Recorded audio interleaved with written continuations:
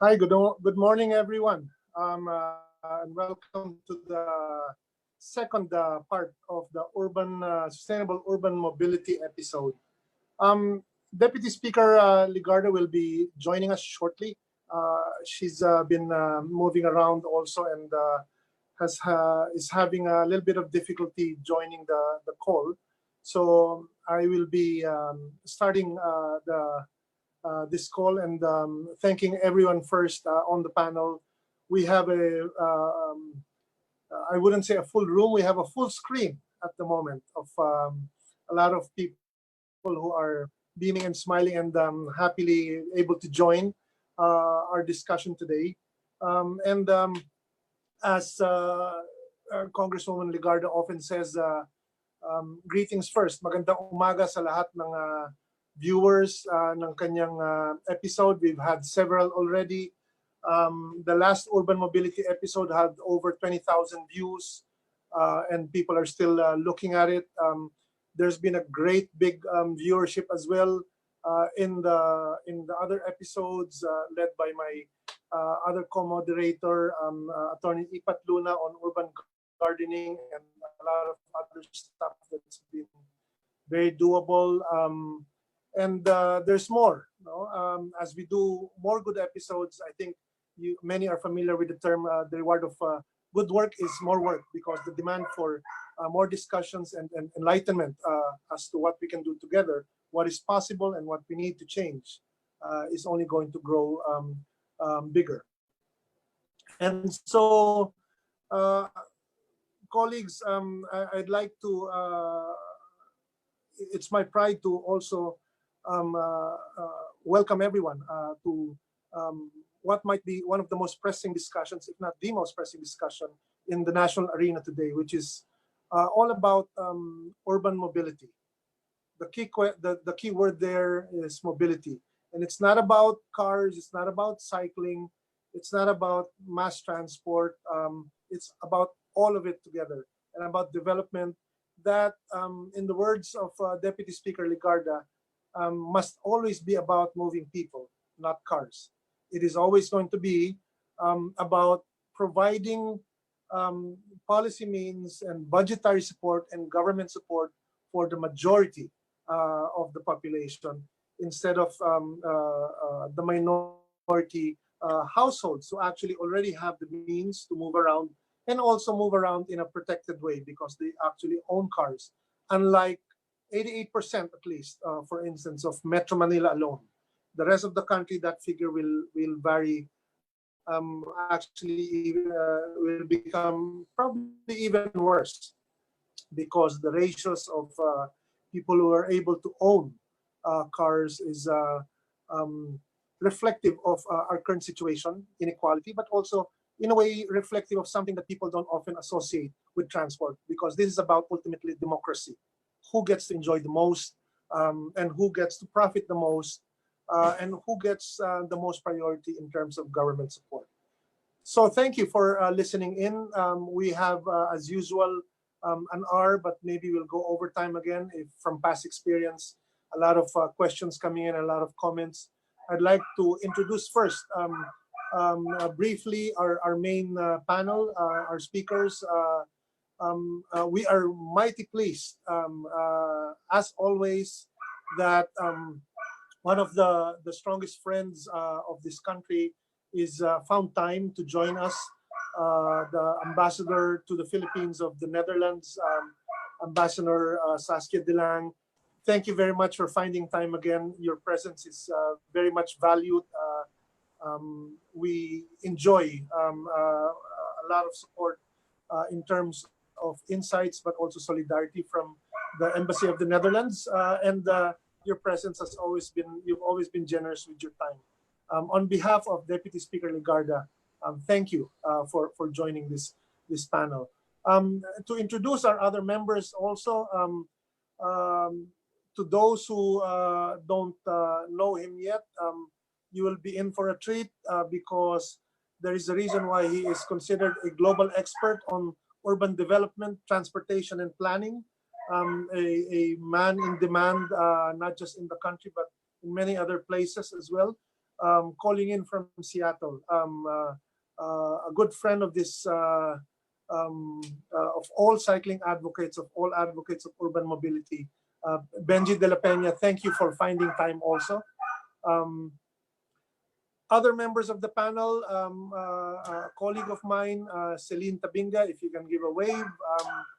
She will be providing a brief recap of a report that will be launched today, undertaken with the University of Twente and Manila Moves in terms of interconnected bikeways and why this is a demand that is actually very viable and something that needs to be integrated in the larger urban development plans long-term for the country.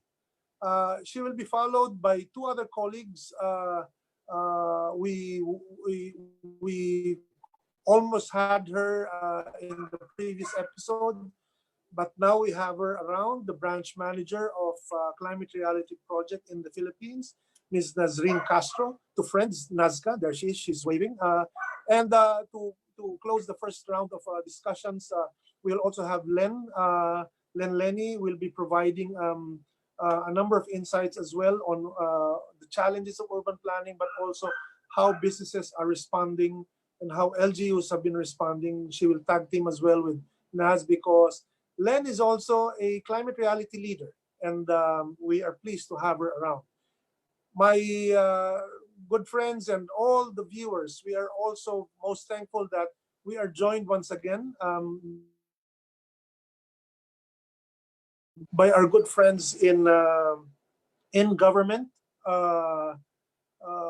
who found time to, I guess, not just react or respond, but also to share their insights. MMDA's Undersecretary Frisco San Juan, who was able to join us in the first episode, is again with us. And we are also joined by the chair of the Build Committee of one of the most important agencies around, an agency that is going to spell out in a big way what our future will look like. So welcome po, Attorney Anime Lamentillo. Thanks for finding time. Your presence is very much appreciated. And of course, our colleagues as well from DOTR, Sandy Gaspay. She also found time today. It will be a great and robust discussion. I think when Deputy Speaker comes in, it will. I expect that it will be even more colorful and more intense. Colleagues in the media that are watching, thank you as well.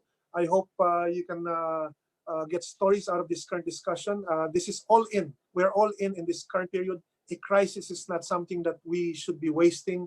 And the insights, I'm pretty sure, will be worthy of making it into today's news, if not tomorrow and the rest of the month. So as we wait for Deputy Speaker Ligarda to come in, I'd like to ask our first... I'm actually here. Can I be heard? I'm actually here. Ma'am! Okay, good morning. You can be heard, ma'am. Yes, Please, actually, yeah, I've been hearing you. Good morning, Ambassador. Good morning, Red. I've been hearing you from the beginning and even before 10. I could not enter because I'm not a biker. Oh. Okay. That's okay. Continue. No, I want to make Red take the lead. Continue. I will just butt in later. Continue, please. Okay, thank you. Good morning, everyone. Continue. You're doing a good job, Red. It's a new career for you as a host. Oh, thank you, ma'am. Lalo po ako ninervyos, but I'll try to do I'll try to do my best. It means a lot to everyone that you can listen in and that you can ask questions anytime. This is a show that you put together that many are thankful for because the most important issues are now highlighted because you've thrown your voice behind this very important issue. Continue. So, it's not all about me. It's about the cyclists and the bikers and the better normal when we build lanes for those who need sustainable mobility.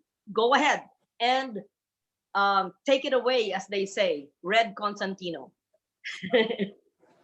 Thank you, ma'am. Thank you, ma'am. So, in my excitement, I actually forgot to introduce myself. I'm Red Constantino. I'm with the Institute for Climate and Sustainable Cities. And this show is brought to you by the Climate Change Commission and the Office of Deputy Speaker, Lauren Legarda. So, with that, let me throw my first questions and ask our guest to share her insights. And let me ask first our colleague Ambassador Dilang. The Netherlands is known around the world for the attention it provides to mobility. And largely it's very visual because cycling is for everyone. Cycling is not just for everyone, it's part of culture. In fact, many people keep joking that bicycles also share the same bed with a lot of people because it's become part of daily life by individuals, by offices, by businesses, by government. And it's not a recreational tool. It's part of everyday life. And I wonder if you can share a number of insights as to what the experience of the Netherlands has been and what you've seen so far in the country. And I know from firsthand, from directly working with great members of your team, Deputy Ambassador Peter Terpstra, for instance, always finds time to go out on the streets and check the public pulse. Ma'am, could you share your insights as to what the experience has been and what the Netherlands Embassy is looking forward to in the country? Thank you very much for having me here today. It's a great honor to be in such a distinguished group of people who are involved in thinking and talking and developing urban planning and talking about mobility. So what we see currently that there is a certain interest for alternative ways of transport, and that is in the wake of the corona crisis. So one of the alternatives that is really in the spotlight that's now is cyclism. And that's not only here in Manila, but also in London. They are trying to develop overnight cycling lanes. You would see it in Paris as well, but also in North America. So it's the discussion that we are having here is part of a worldwide trend, actually. So what is Dutch cycling culture? What makes it unique? For us, cycling is one option for mobility, but it's not the only one. So it's part of our mobility. But why do we love it? And it's, as you were saying, cycling is for everyone. Cycling is a great equalizer in our country. So you would even see the Prime Minister going to work on his bike. So not because he doesn't have other options, but because he likes to be on his bike and having this feeling of freedom, being in contact with his surroundings, hearing the noises, the sounds of the city, the smells of the city, of the neighborhood where he lives. So it gives a feeling of freedom to anyone, and that's one of the reasons also why Dutch children are considered the happiest ones in the world, is because they have that freedom. As soon as they can walk, they can also be on a little bike, and they can explore their surroundings and their neighborhood, and that gives that freedom. So what I would like to say is that it has not always been like that. So there was the external shock of the oil crisis in the early 70s of the past century that had people think about other options for mobility. And then the other thing is that the civil society organizations were very strong in our country to push for safe roads and for safe cycling lanes. At a certain point in time in the 60s, our cities became very congested with cars. and there was no space anymore for the for the bicycles, and there was a wave of traffic incidents, and accidents, people losing their kids in accidents, and there was this social movement asking authorities to come up with safe biking infrastructure. And so my country made this conscious decision to move away from cars and to prioritize cyclists, pedestrians, and public transport. And society adjusted to it. And nowadays, it's really part of our efforts towards sustainability of our livelihood. And so you were asking what can the Netherlands Embassy do here in the Philippines to share our experience. And first of all, there is this Dutch organization that is called the Dutch Cycling Embassy. And it's an umbrella organization. It brings together the knowledge institutions, it brings in the experience of the decision makers in government, the private sector, and the civil society. And this umbrella organization can bring in the hardware, meaning technical solutions, and also the software, meaning how to develop policies to partner here in the Philippines.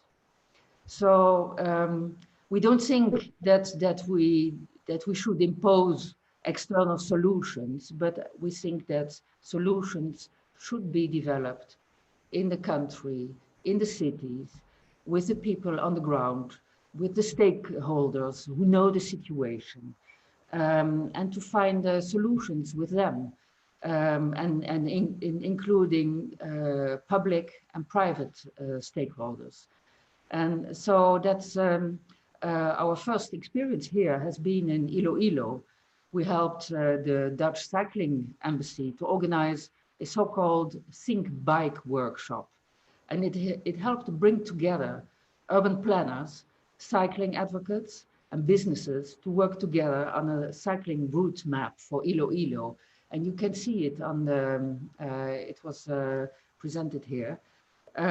So they designed it, they were sitting for 2 days, drawing lines, explaining the situation on dangerous intersections, and even also going out and exploring the city and have a look in the town to the most important intersections and how to deal with them. So they came with with this plan and presented it to the mayor, and it has been integrated into the comprehensive land use plan of the city of Iloilo. So so that is the kind of things that we do as an embassy. And now we are open to working together with all stakeholders, and we believe that inclusive consultation process is what will help develop the best cycling infrastructure and policies for all. And we are open for working with the private sector, and we also reach out to LGUs very soon. So this is what I wanted to share with you at this point, and I hope that it is an inspiring story. Thank you. Yes, Madam Ambassador. Hi, this is Lauren Legarda. I'm pleased to meet you and see you this morning. I'm sorry that there was some technical glitch. I'm not very techie, but it's so inspiring, using your words, to see what you've done in Iloilo City. Do you know that I'm just 2 hours away? The province of Antique is in the same island of Panay in Western Visayas in Region 6. And we have a whole coastline from the south, which is in San Jose, the capital, actually in Hamtic, Aninii, and Tobias Fernier, if I may say, that's in South Antique, and all the way to a protected area in the north, which is the Northern Panay protected area, my hometown of Pandan. So if you go from the south to the north of Antique, it's 15 municipalities by the sea. And that's so beautiful. And we don't have too many buses. We don't have too many vehicles. That would be ideal to, in a way, pilot and have a bicycling program or initiative, as you've done with Iloilo City. But may also suggest, Madam Ambassador, that the Dutch embassy and your government also share knowledge, expertise with the Metro Manila Development Authority. And in their letter to me, and they're attending our Zoom and Facebook meeting today, they said that it is not within their purview to do that, but it's actually the DPWH. You know, as senator, this was the tug of war between these two government agencies, and it's not very acceptable that one AG would say, it's not my turf, but it's the others. But let's take it at that, and we can work together with them so that the clamor of all the cycling NGOs, private groups, individuals who are with us this morning and later on in the previous episodes can actually benefit from this. So my simple question to my long preface is, Ambassador, would you be so willing as to help us institute this build, bike in Metro Manila and in rural areas, so we see the comparisons and the difference between a city like Iloilo, a very rural province like Antique, where you have the coast in your 15 LGUs, where you can have cycling, and a very congested urban center like Metro Manila, where I'm sure you live, and I know that we live nearby. So maybe you're forced to say good, but I've long admired your country.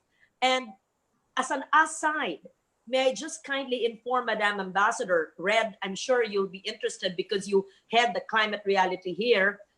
Madam, the headquarters of the commission where I belong as commissioner is in the Netherlands. And that's the Global Commission on Adaptation, Exactly. where no less than Mr. Bill Gates and former Secretary General Ban Ki-moon are the co-chairs, as well as Kristalina Georgieva, who is now with the World Bank, and Patrick Verkugen, who is Dutch, is our head of the foundation of the Adaptation Commission. And I'm one of 30 commissioners from all over the world. So in that sense, I have such great affinity with your country.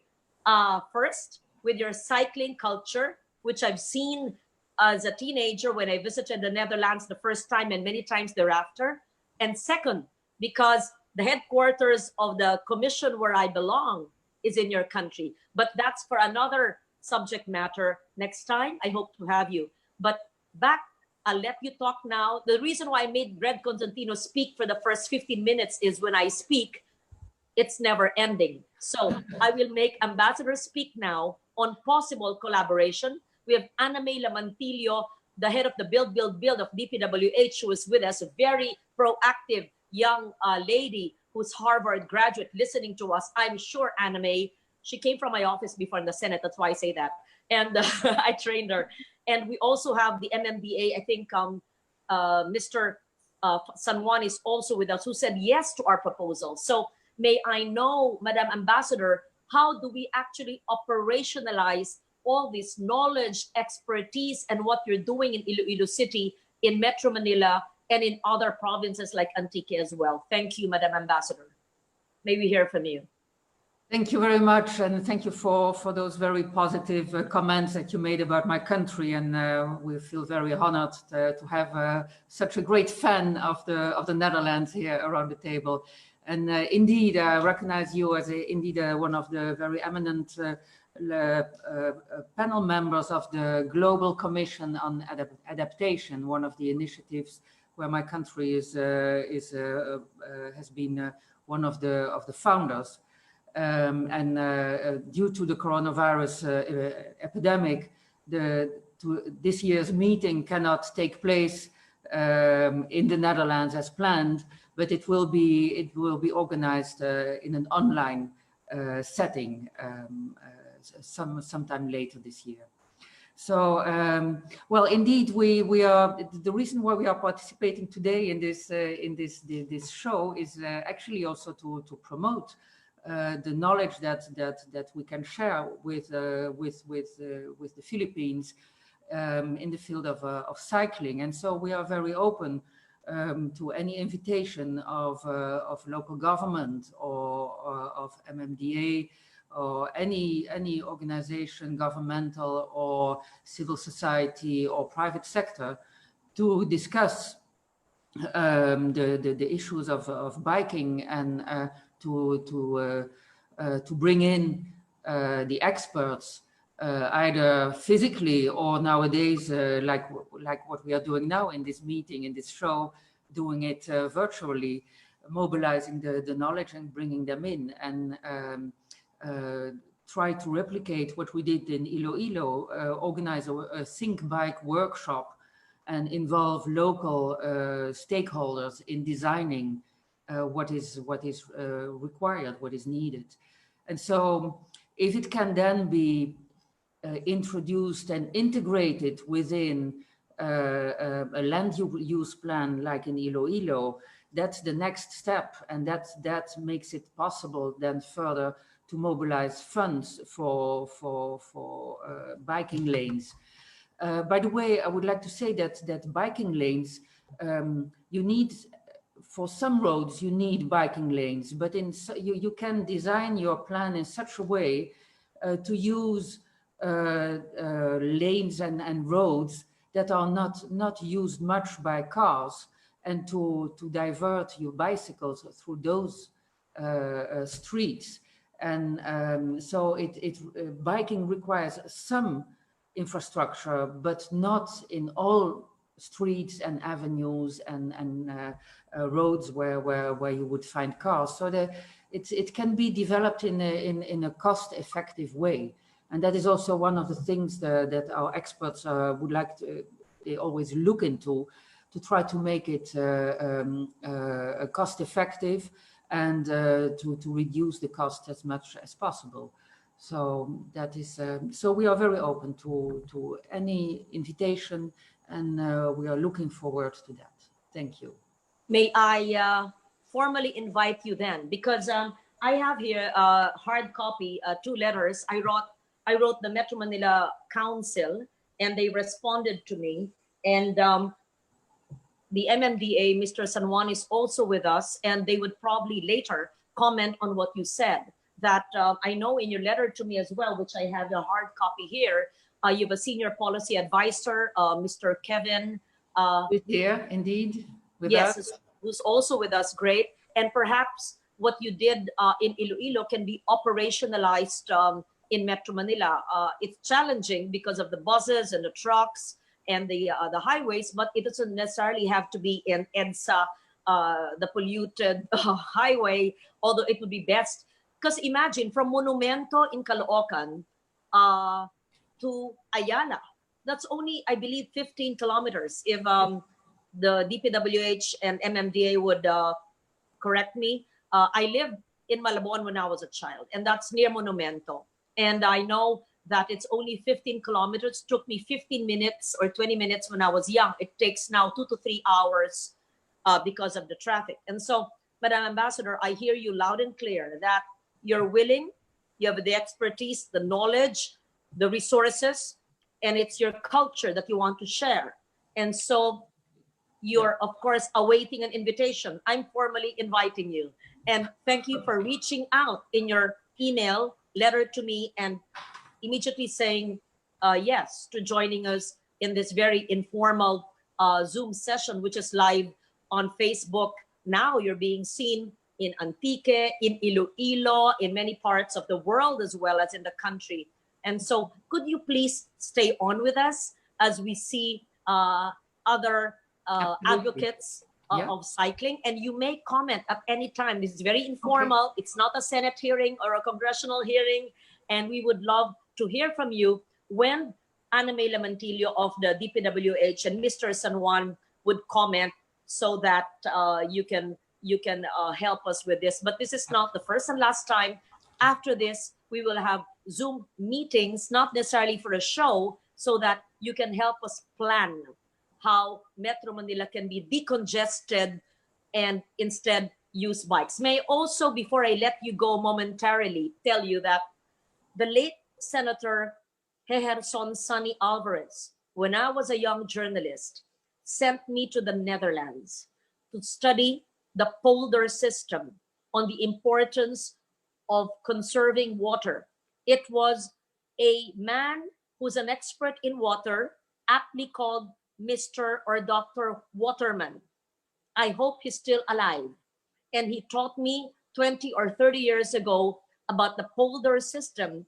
And Sonny Alvarez, who has since left us, was a senator who advocated for environment and climate change, and I was a journalist. Just to let you know, because that will be another subject matter we can have in this Stories for a Better Normal, where we talk about water, flooding, and how the Dutch are such experts in the utilization of water, considering that you have great natural challenges in water, but you don't get flooded, and you even have so much flowers and plants and vegetables when you are much smaller than the Philippines. So on that note, I go back to biking because I just wanted to take note of that in my mind, that the issue of water will be another issue that you and I, together with Red, will have in another subject matter in the Stories for a Better Normal. In the meantime, I pass it on to Red, who will introduce some of those who are with us today, big organizations and individuals. And in fact, I'm so happy to note that last May 28th, there were 2 NGOs that joined us, and they told me stories about how people walked for hours just to get to their work. It really brought me to tears. And I was happy to donate 2 bikes. And one of them was to a janitor who used to walk for hours, but now rides the bike that we donated to him. So let Red talk about it and introduce those who are joining us today. Red, you can have it now. Thank you, Madam Ambassador. Please stay on. Thank you, Red. Thank you, ma'am. I'll ask our technical team to line up the videos later, because I think it's best that when we show them that you're around as well, they are communicating to you and expressing their appreciation. And those are human stories that I think are directly linked to the work that your office provides. If I can ask our technical colleagues to provide the first slide, that would be great. Thank you. So this is as I said earlier, is the second part of the first of the urban mobility series. It came about because of demand. In the words of Deputy Speaker Ligarda, bitin na bitin yung mga tao sa diskusyon. And I don't think masasatisfy kayo kasi maraming issues lagi na tinatalakay ang office ni Congressman Ligarda na the demand for information is just getting bigger, and we're trying to supply what we can. And in between that first episode and today, many things have already happened. The next slide, please. You'll see that our colleague again is here, Yusek San Juan, made commitments. I think delivered a response already to the letter that Deputy Speaker Ligarda had sent them many weeks ago, and we'll also be checking in today as to what the progress has been. We're glad that there's been a response, but I think there's always room for improvement. But we're thankful that MMDA again found time for today's episode. Next slide will simply show everyone that more agencies are actually piling on to the call of Congress, especially the office of Congresswoman Ligarda, that it's time to move people, not cars. And that our challenge is not managing traffic. Our challenge is how to manage transport so that the majority actually benefits instead of those who already own cars. This slide shows not only the wisdom of DOTR, but also the kind of thinking that they're putting in. Of course, there's a big debate among agencies because what they're proposing is not necessarily in the same framing as other agencies. And I guess some of our speakers will talk about that as well comparatively, and they'll be have greater expertise on this issue. The next slide will show briefly some of the exchanges that are taking place across agencies. I think we're witnessing a mobility revolution right now, where finally the majority of commuters are getting heard. This last slide is just to show you that the cycling challenge, the mobility challenge, is being responded to across the country.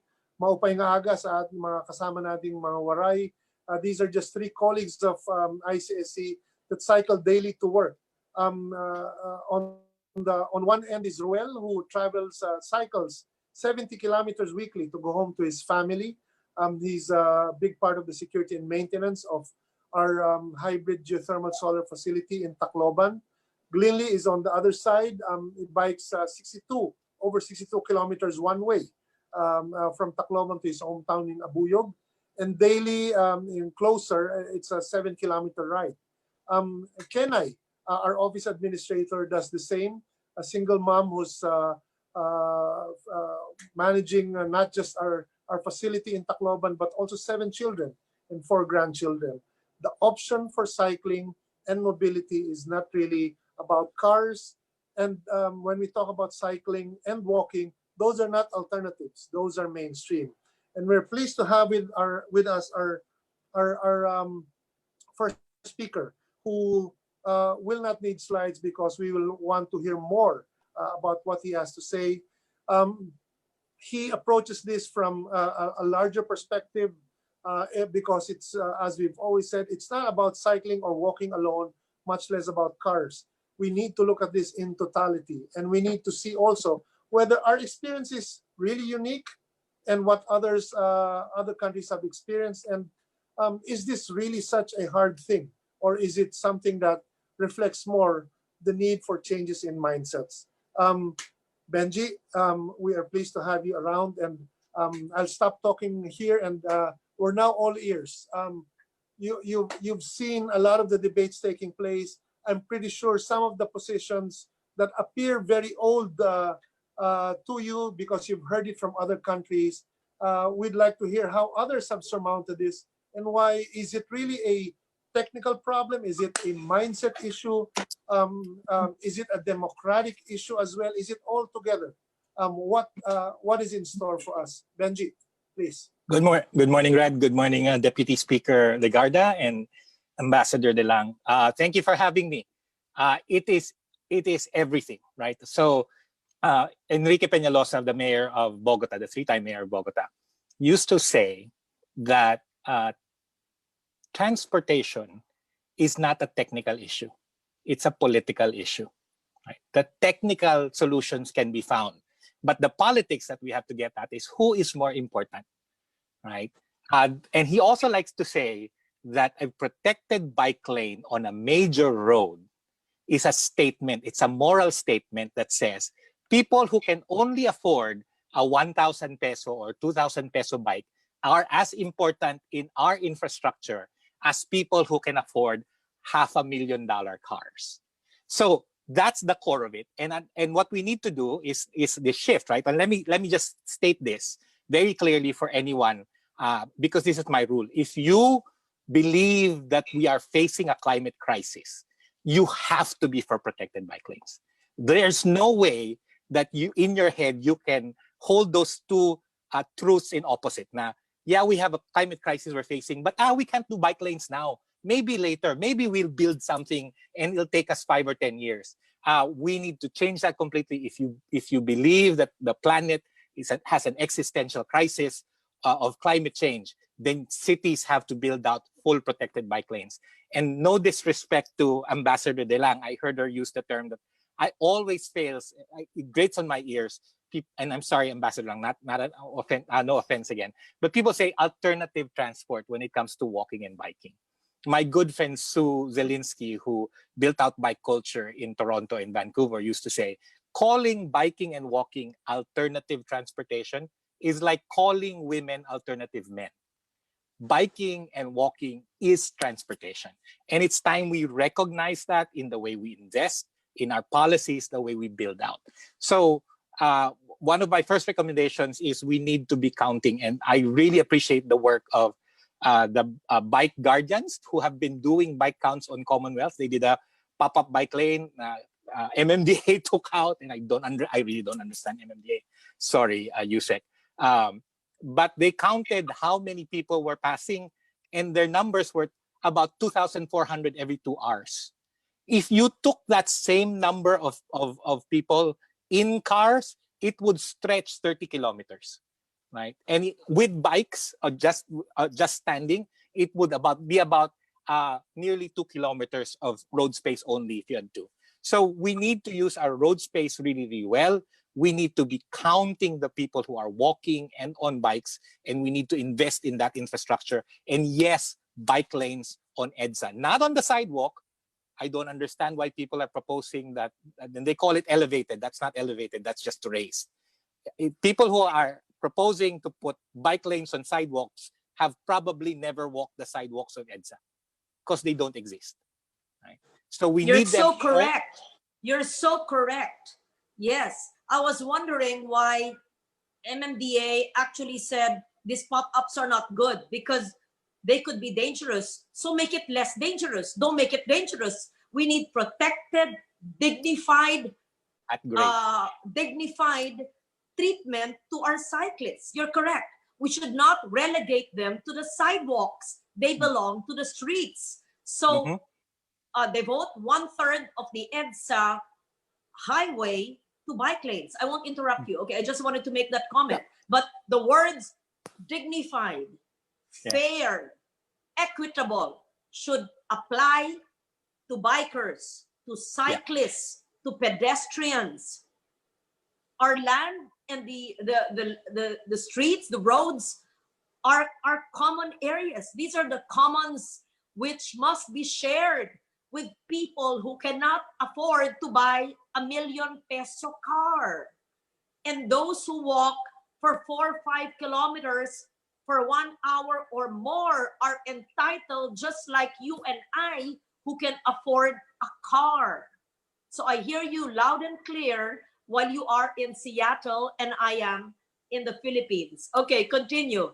So ambassador of the Dutch government will help us. May we request you, Benjamin de la Peña, our expert, Benji, our expert based in Seattle, but may I embed you in our group and ask you pro bono to help Ana May Lementilio of DPWH and Mr. San Juan. They're my two good friends. I know they will agree with us and they have no choice but to agree. And we must have you in our congressional hearings. I hope my staff are listening, and they are. I will file a resolution based on everything that we're talking about today to mandate, to designate the appropriate government agencies to do it now, not tomorrow, not in 3 to 5 years, now, because it was due yesterday and years past. Continue, Benji. No, I absolutely agree with you. And whichever way we can push this forward, we need to. A reminder lang that we already had a transportation crisis before the COVID crisis and the economic crisis, right? And so, the transportation crisis has come about because for the last 60 years, we've been trying to solve traffic, and it's the wrong problem to solve. Traffic is a symptom. Transportation is what we need to solve, and that's rooted in, as Red said, we need to count people and we need to put people first. It riles me to no end that if you go down EDSA, you see fences on the 2 meter, 1 meter sidewalk. Tapos may sign, it says, bawal ang tao dito, which basically has no people, which shows the values that we embedded into our infrastructure. Again, I go back that people in cars are more important. They are so sacred that even when there is a stairway or a post coming from the MRT, hindi natin pinapalaki yung sidewalk so that people can pass.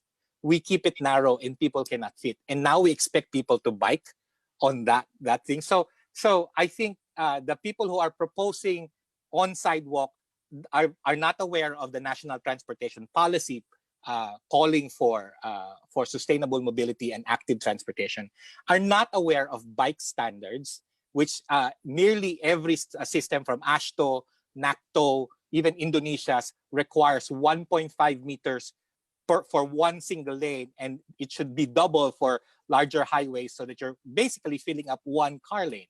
And it will be way, way more efficient use of space because we can move more through bikes and public transportation. The other thing we need to really think about is how we're paying for public transportation. We've done it on the cheap, and that's why our people suffer. I'll stop there, and Red, you may have a follow-up question or so. Benji, could you ask to stay on, just Yes. like we requested the Dutch ambassador, because MMDA and DPWH will speak later. But we also have someone, well, Celine Tabinga, is she going to speak now? Urban Transitions Analyst with the Institute for Climate. And she actually helped put together the Better by Bicycles report with Manila Moves and the University in the Netherlands. May I also, before I proceed, it's so interesting. Do we actually have the video or the pictures of Honorio Norberto Panganiban, a 55-year-old janitor from San Juan who goes to work in Pasig, and Angelita Miniebe, an English teacher at Rizal High School in Pasig, who used to walk 45 kilometers to work. And may I just clarify, yes, they are the recipients of the 2 bikes I actually gave in last episode, May 28, to Life Cycles and to Manila Moves. Do we have their pictures? But if not, I just mentioned them. Who's the ones? Mary Ann. Okay. So, yung asawa ni Mang Honorio. Ayan yung bisikleta, nakabalot pa, bagong-bago. Nako, sana pala pinagsalita natin sila. Pero ayon sa kwento, nagsalita siya. O sige. Para po kay Congresswoman Lauren Legarda, nagpapasalamat po ako sa pagbibigay niyo ng donasyon ng bisikleta sa pamamagitan po ng Life Cycle. Maraming salamat po sa inyong pagbibigay na bisikleta, pantulong po sa pang-araw-araw na pagpasok ng aking asawa sa kanyang trabaho. Hindi po, nagpapasalamat ako. God bless po and more power. Salamat. Yung teacher, kasama ba natin yung teacher? Kung wala tayo yung teacher, we can proceed with Red. Okay, Red, you continue with our other speakers today. I'm learning so much from all. Ako po ay lubos na nagpapasalamat kay Congressman Lauren Legarda sa pagbibigay niya sa akin ng free bike. At ito po ay malaking tulong sa akin sa pagkakita ko ay on call sa aking work sa Rizal High School. At ako rin po ay nagpapasalamat sa MNL Moves for facilitating this project and for making this dream one of my dreams come true. And it's really an opportunity to have a free bike kasi sa panahon po ngayon na napaka-importante ng magkaroon ka ng sariling sasakyan. At ito po ang aking gagamitin means of transportation papunta sa akin at pabalik ng bahay dahil napakamahal po ng pamasahe.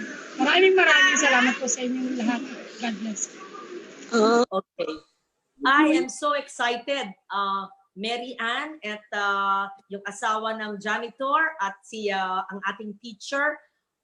Meron lang akong request sa Life Cycle and Manila Moves na sila ay nakatanggap ng donation. Ang kapalit, may kapalit yan.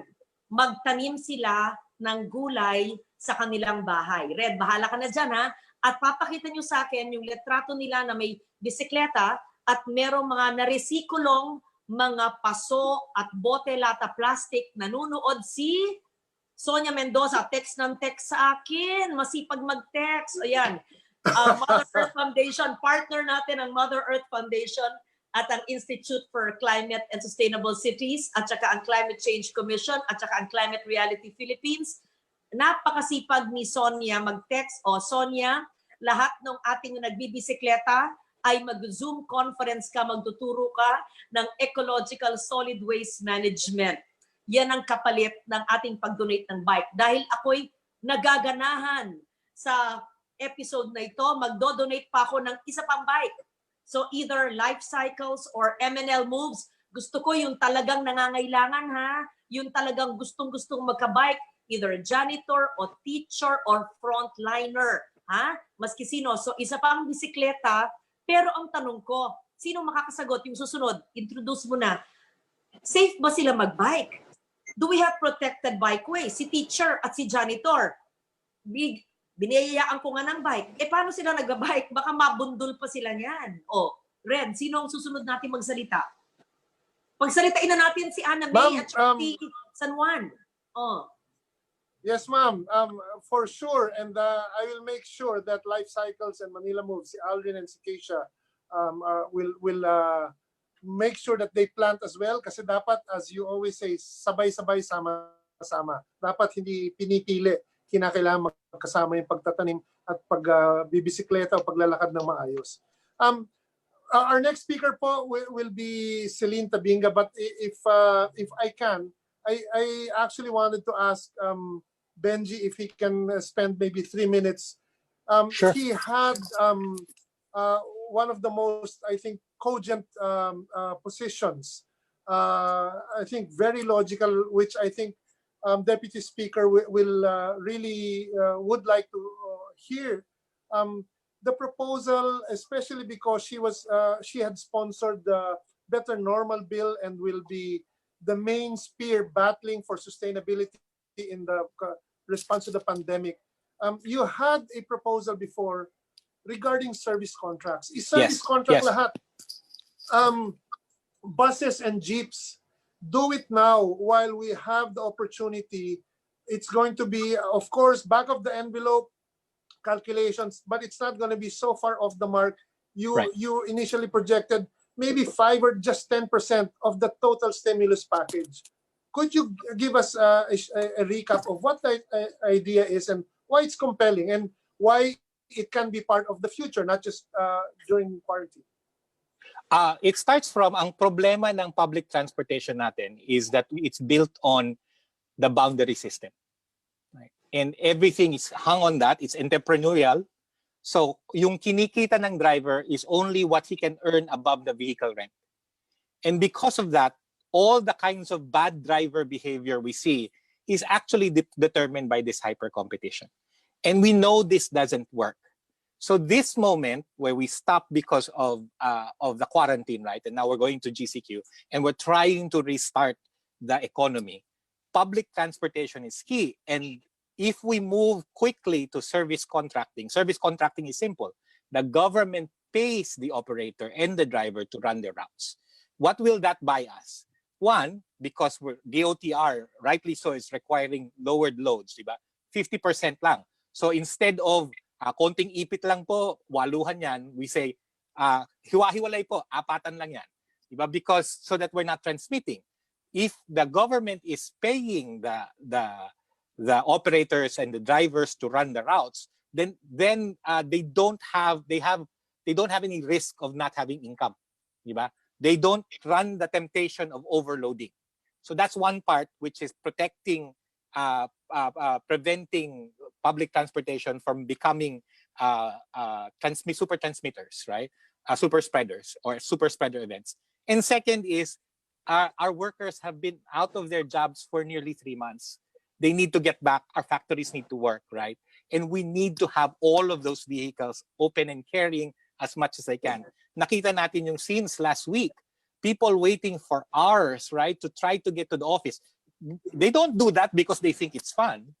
They don't do that because they have nothing else to do at home. They do that because they need to earn a living, right? And we see also our drivers and our operators begging on the streets kasi wala silang kita, right? So why don't we have the government, it's really leasing, right? And in fact, some of the LGUs have already done it, with tricycle operations and jeepney operations. Do that for the whole system and use this time to put in automatic fare collection, put in the right system for a just transition to better vehicles, and then transition to a real service contracting model. I wanted to make the point that we've been running transportation on the cheap. There are only around the world only 3 cities really where public transportation makes money.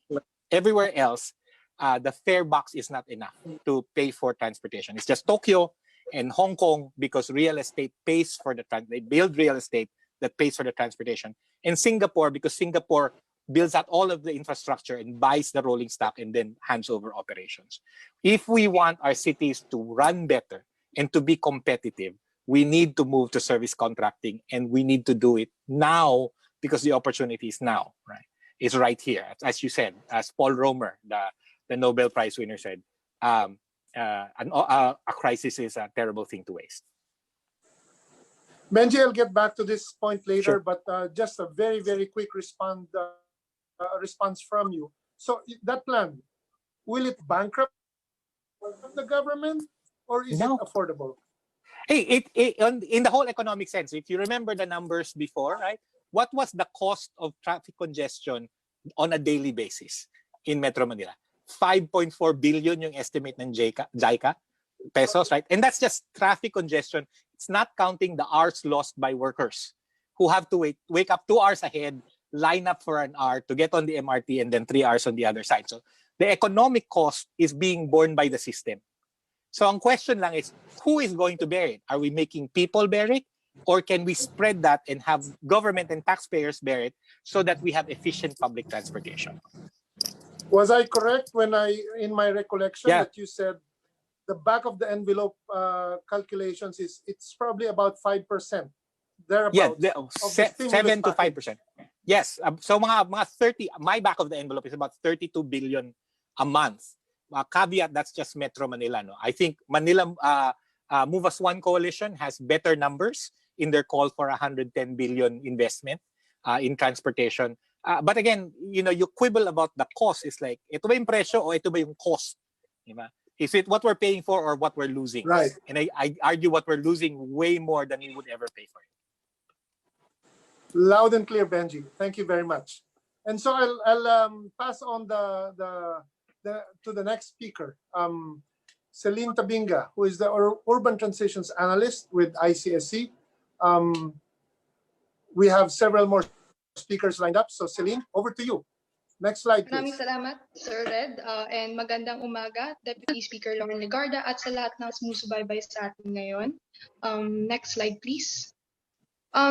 So for today, I'll be sharing briefly about the findings of the Active Mobility Survey, which the Institute for Climate and Sustainable Cities, and in partnership with Manila Moves and the University of Twente of Netherlands, conducted.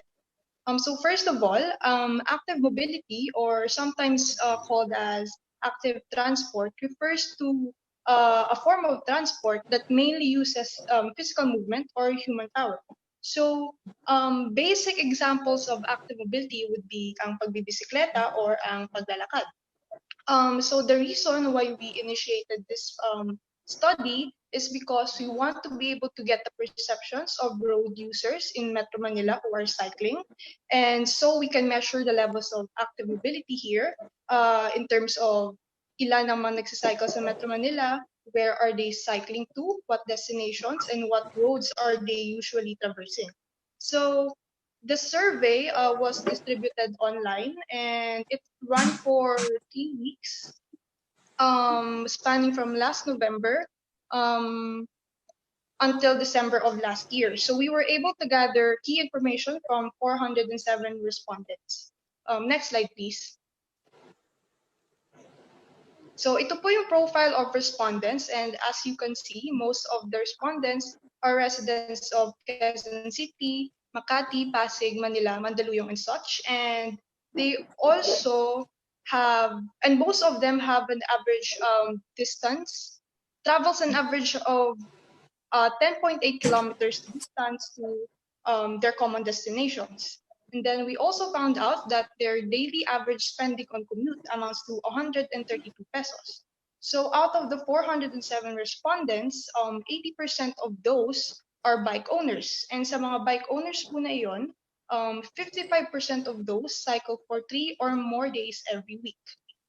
Next slide, please. So ito po yung general findings of the study. Tinanong po namin yung opinions and views of the respondents with regards to the current infrastructure on cycling and walking sa kanilang mga respective cities.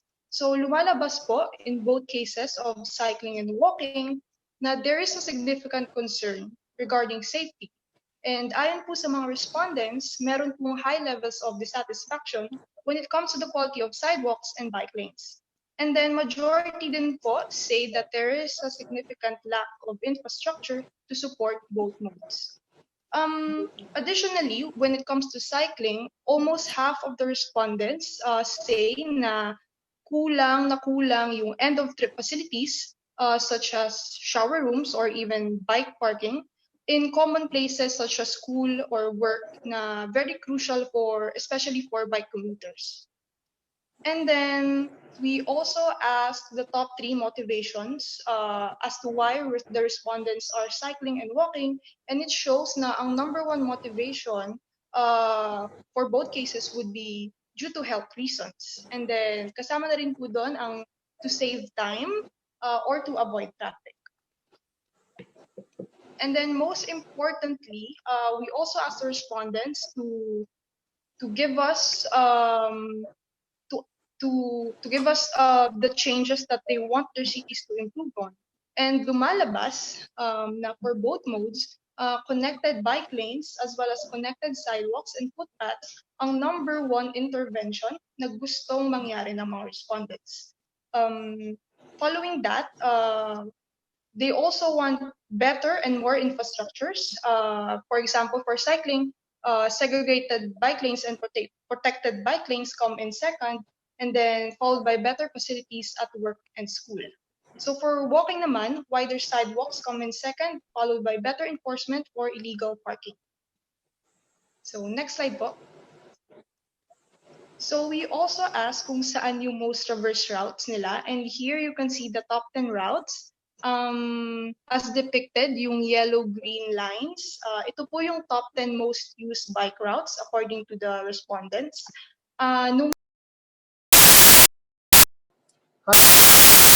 Good morning, everyone.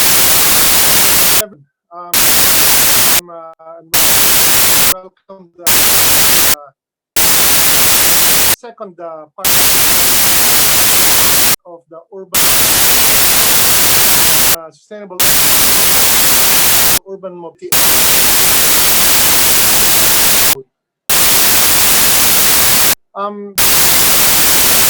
Deputy Speaker Ligardi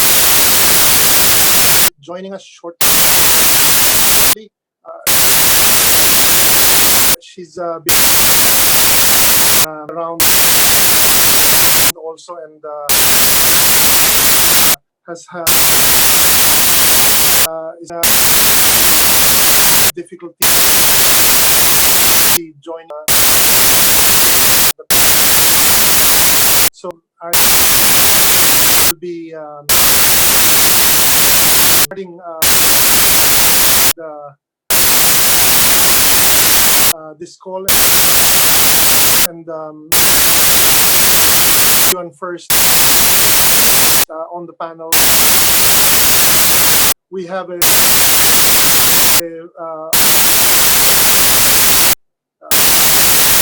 I wouldn't say a full room. We have a screen at the moment of a lot of people who are smiling and happily able to join our discussion today.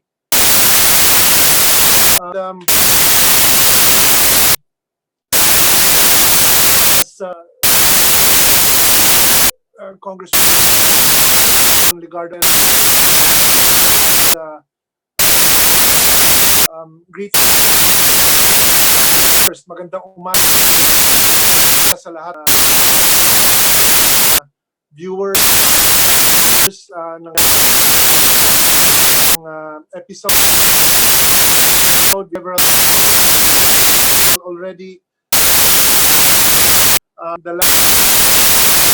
last urban mobility episode, 20,000 views. People are still looking at it.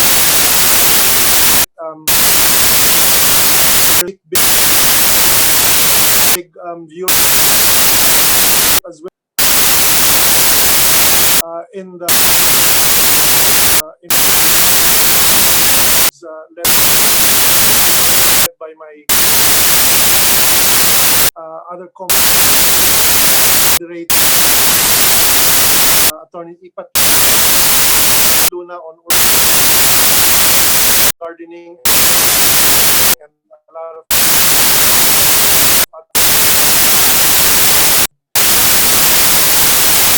very doable and there's more good episodes. You with the term part of good work is for demand for more discussions, enlightenment as to what is possible and what need to change. Grow bigger. And so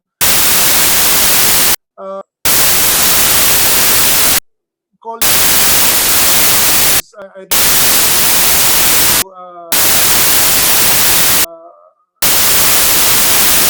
it's my pride to also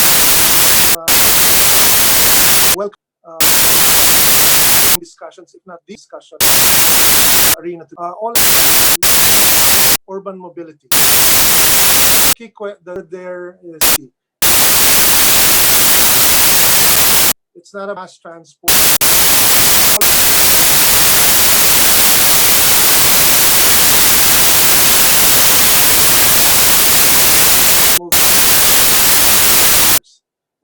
It is always going to providing means and budget the of the minority households who actually already protected way. Actually, 8% at least will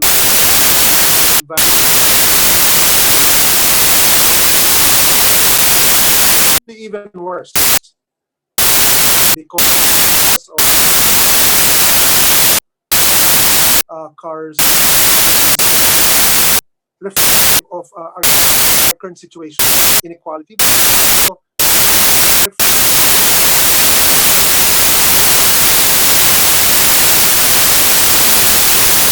and who gets profit the most, and who gets priority in terms of government. So thank you. We have, as usual, maybe we'll go over time again if from past experience. A lot of questions coming in and a lot of comments.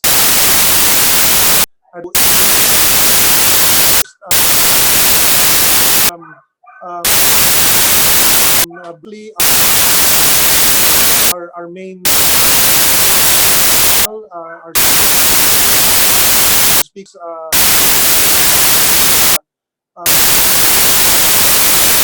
we are fighting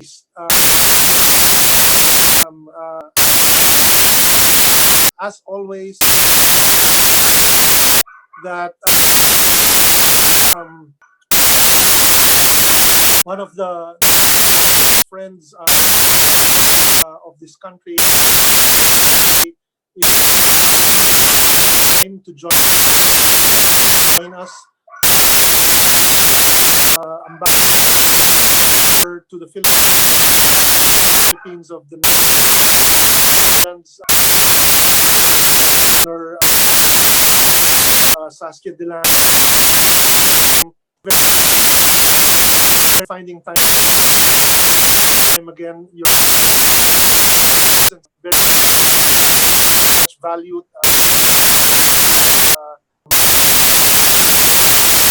We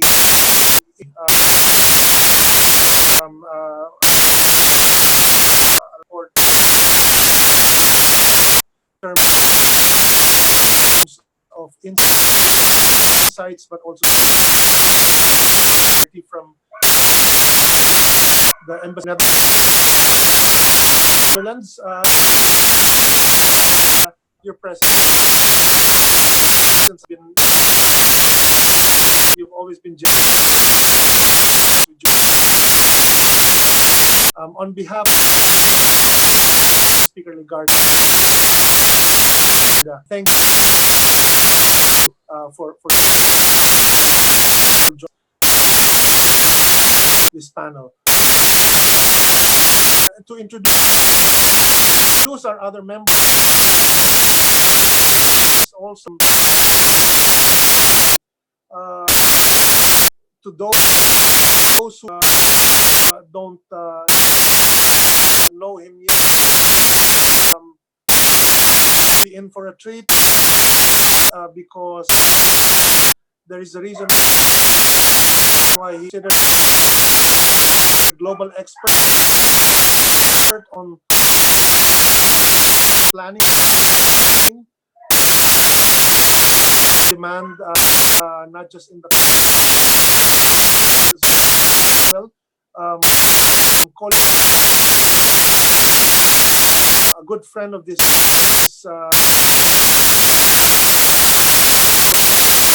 advocates of urbanity, Benji de la Peña, finding time also.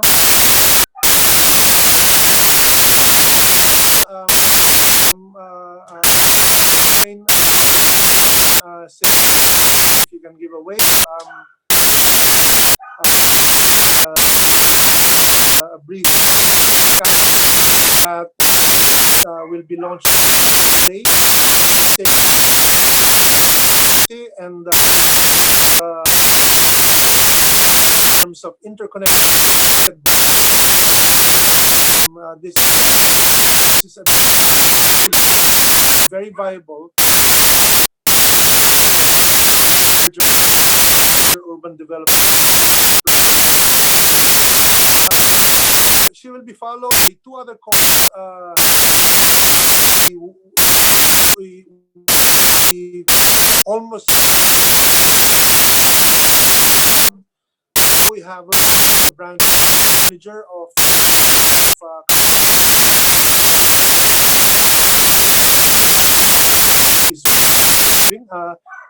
and a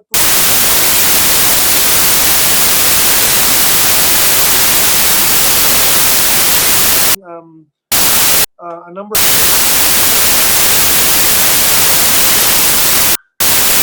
how businesses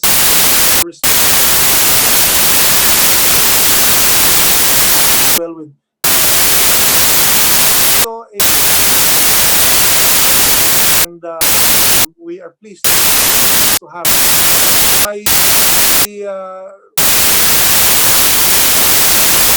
also most thankful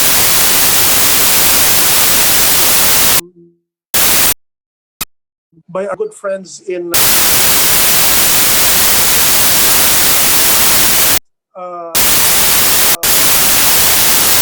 time to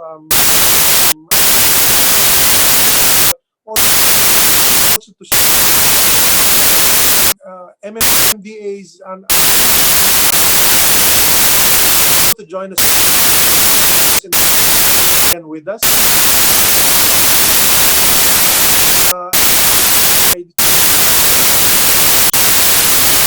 Of the build,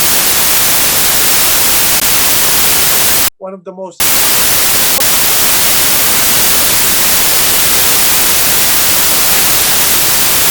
to spell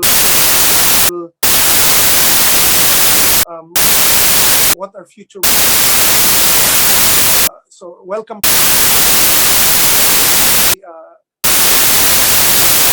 For finding time. Your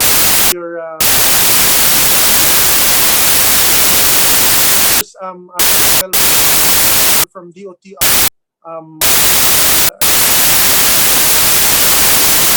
It will be great.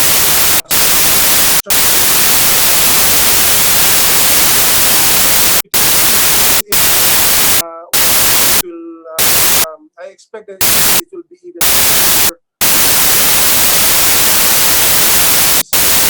needed at our one. Thank you as well. Hope this is all in.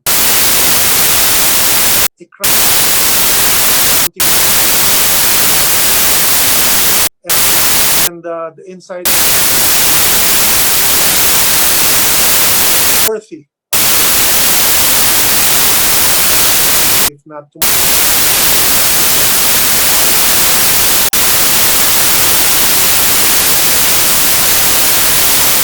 Come in. I'd like I'm actually here. Ma'am. Ma'am. Yes, Please, actually. Yes.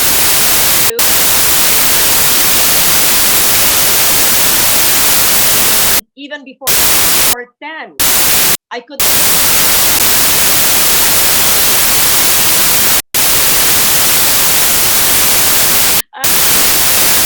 That's okay. Take the lead. Continue.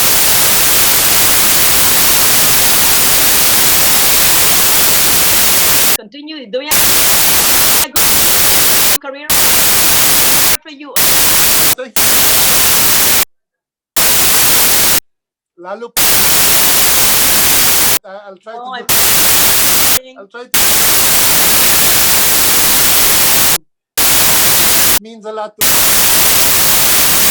listen in, and that you can. This is a show that you are thankful. The most important highlighted. Your voice. This very important. It's not all about the cyclists, bikers, and the better when we lanes, those who need mobility. Go ahead. They say, you know. Thank you, ma'am. Thank you, ma'am. So, I actually forgot myself.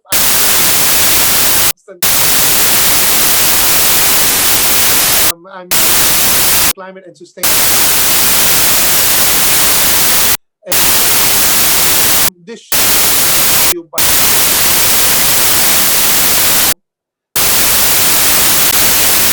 of deputies.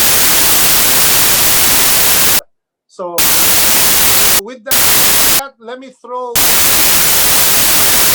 my first and ask our guest to share her insights. Ask first Dilang. Netherlands is around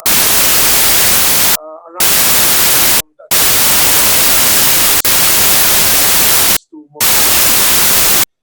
and very visual is science for everyone. It's part of culture. In fact, many people keep joking people because it's become part of by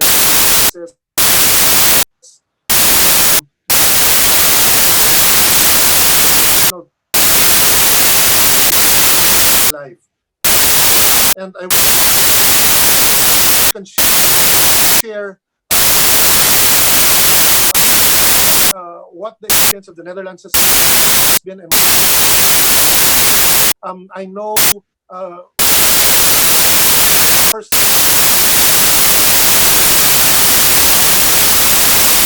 the people always finds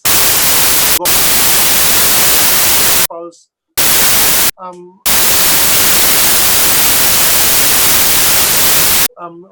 The experience has been and what the Netherlands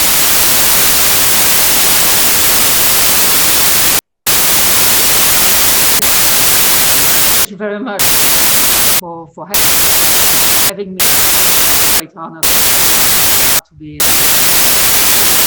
such a this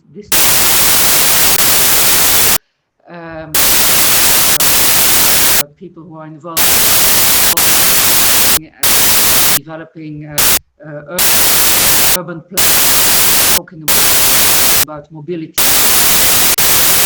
What we see currently that is surge for ways of transit.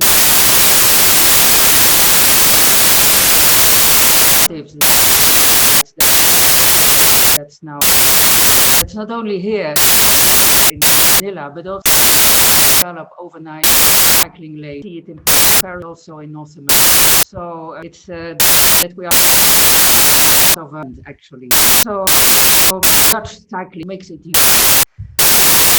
For us is for mobility. It's part of our mobility. Why do we love it? It's equal country. So even work on his. So not the options, but has to be on his. This field, his noises, the sounds of the neighborhood. He gives a feeling of a freedom to anyone. This is also why that freedom they can walk on a little bike and explore this neighborhood, and that's so. Is that it had been the extra in the early last century had other options for mobility. The other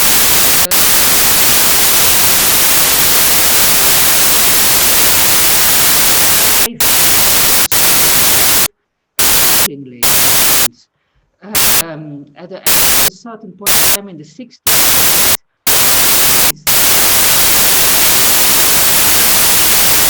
anymore for the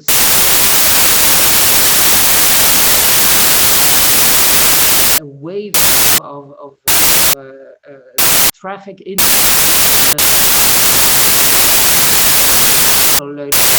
kids in accidents, and there was this social with structure.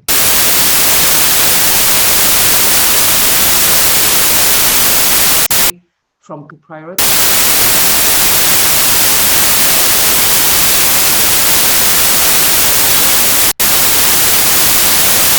really part of efforts towards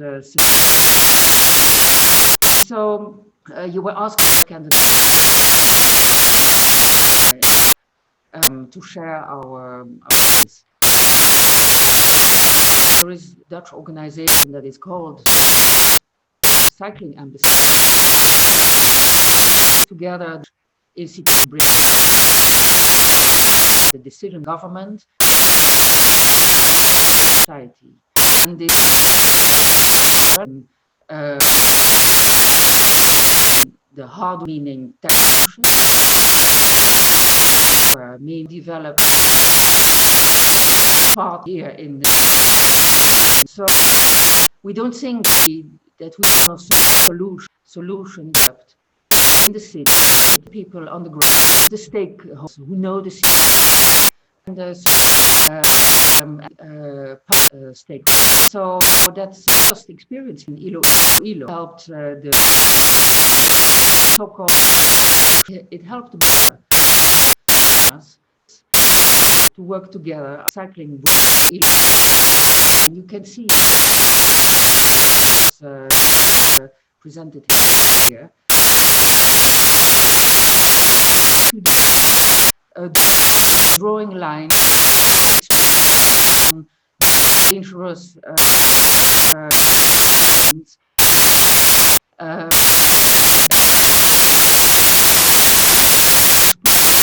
city and action with them. So they it's plan Ilo. So that is that we do. So we believe that best cycling info for all. We are on sector to with you. I hope that it is. Thank you. Yes, this is the media technical glitch. I'm not very techy, but it's so your words. See what you to the prince of science. We have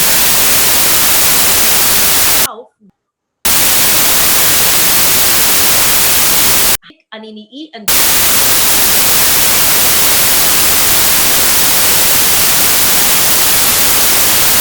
which is the north town of Pandan. If you go south, 50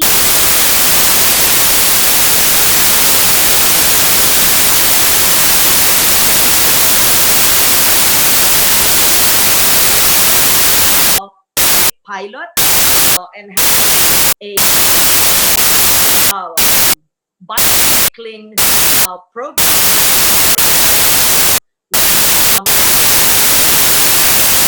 Yes, better that the Dutch embassy and unit also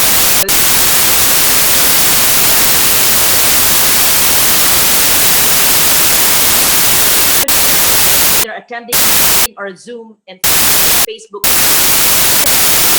It is not within their view. You know, a senator, this was the agencies. And it's not very acceptable. Say, it's not my turf, but it's with it, so that the cloud of all NGOs with us this morning and later and the previous so actually benefit from my ambassador to be so willing to shoot, build. So we see and the difference very rooms like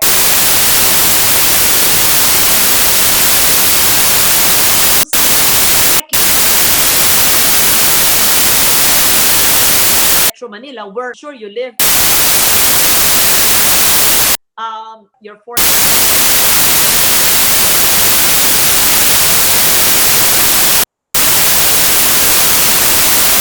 ambassador red, you'll be in reality here.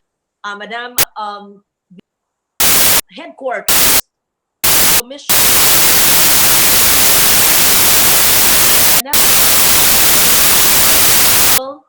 on adaptation and for Secretary General as well as and pageant of the Commission events.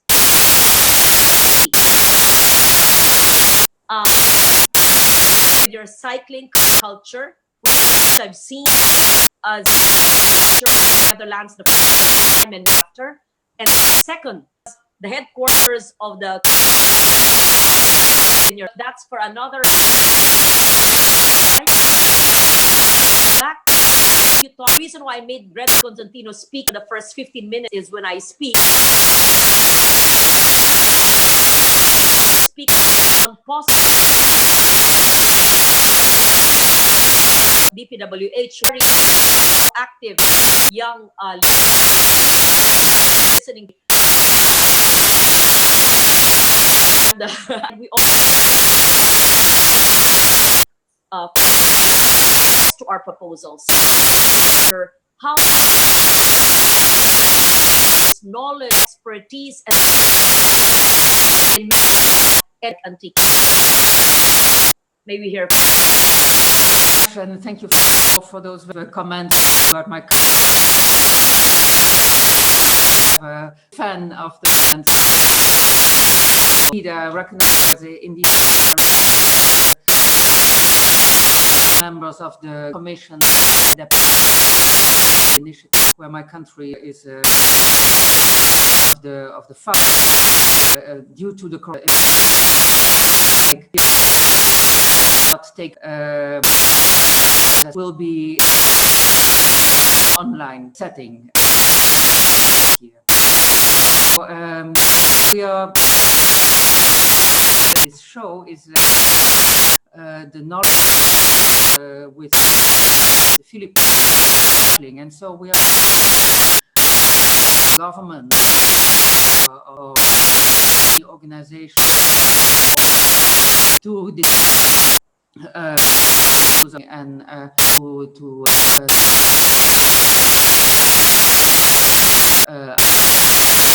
like now in this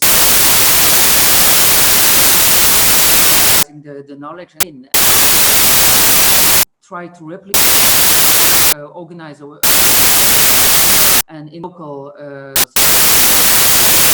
is what is if it be a land use plan next that for lanes. By the way, for roads you need biking lanes, but you can plan and roads are not and to divert your bicycles through those streets. So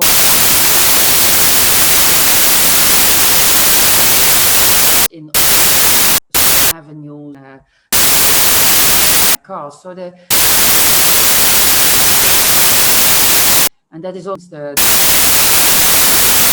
they also look into to try to make to cost as much.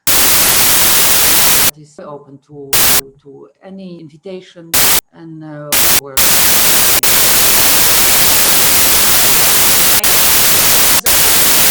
I have here letters I wrote. I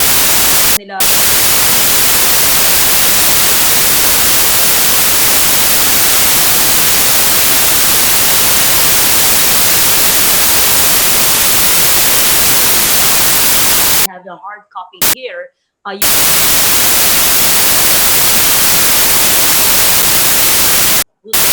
Great, and for in Iloilo, it's challenging because of the buses and the trucks and the highways necessary and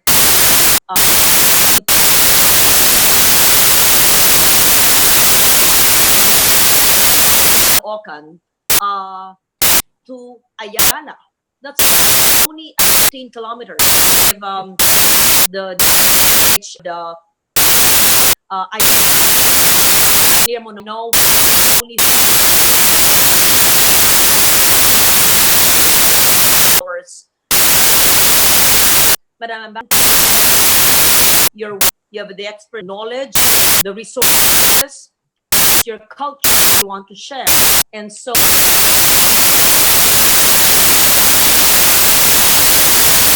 thank you for to joining us. Very involved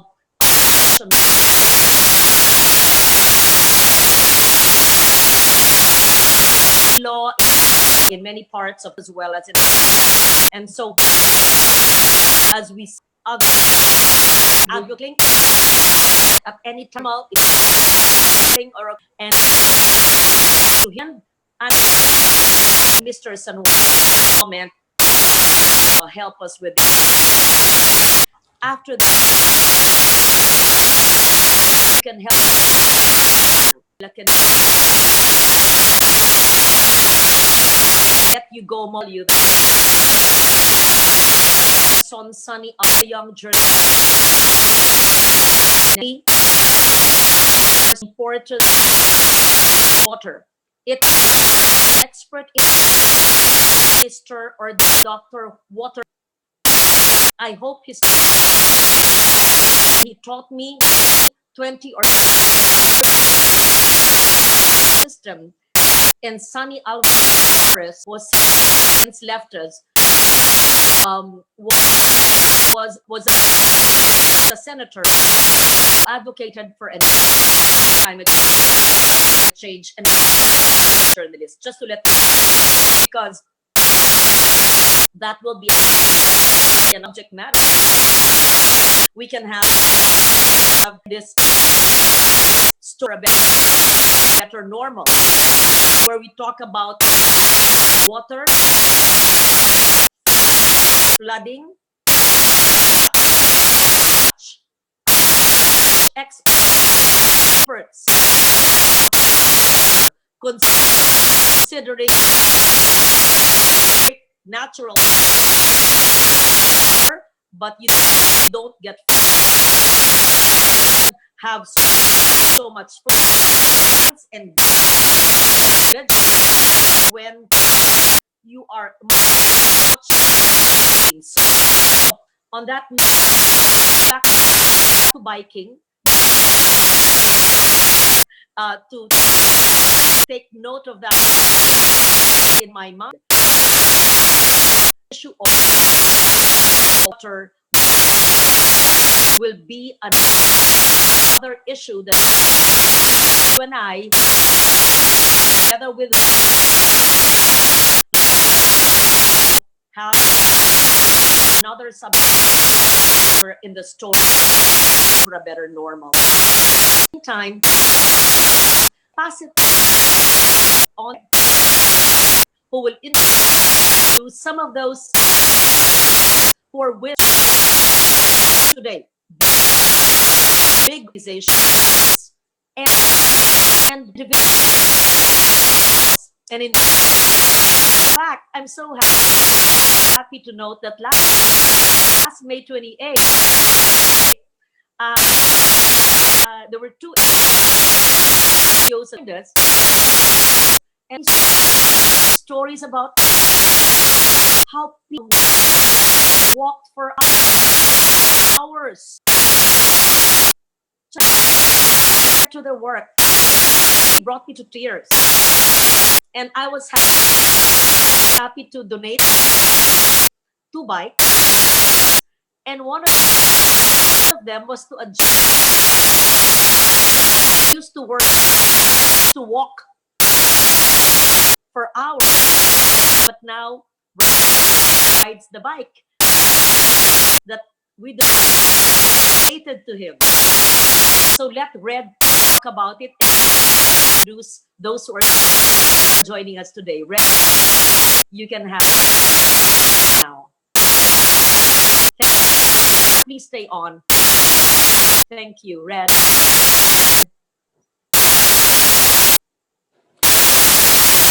Thank you, ma'am.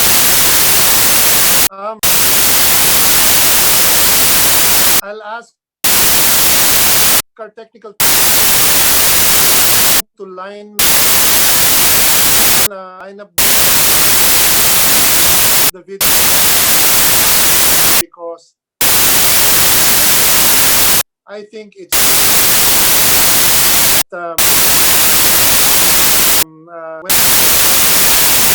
when we show them that you're around, they are communicating to you,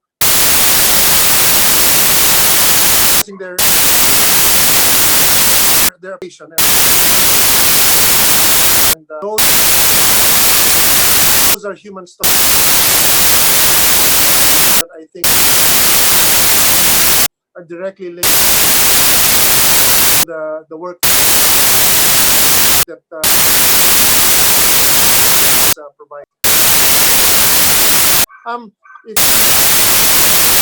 If I can ask my our technical colleagues to provide that would be great. Thank you. So this is the, as I said earlier, is the second part of the first of the mobility series. It's about because of demand. In the words of Deputy Speaker Ligarda, bitin na bitin yung mga sa diskusyon.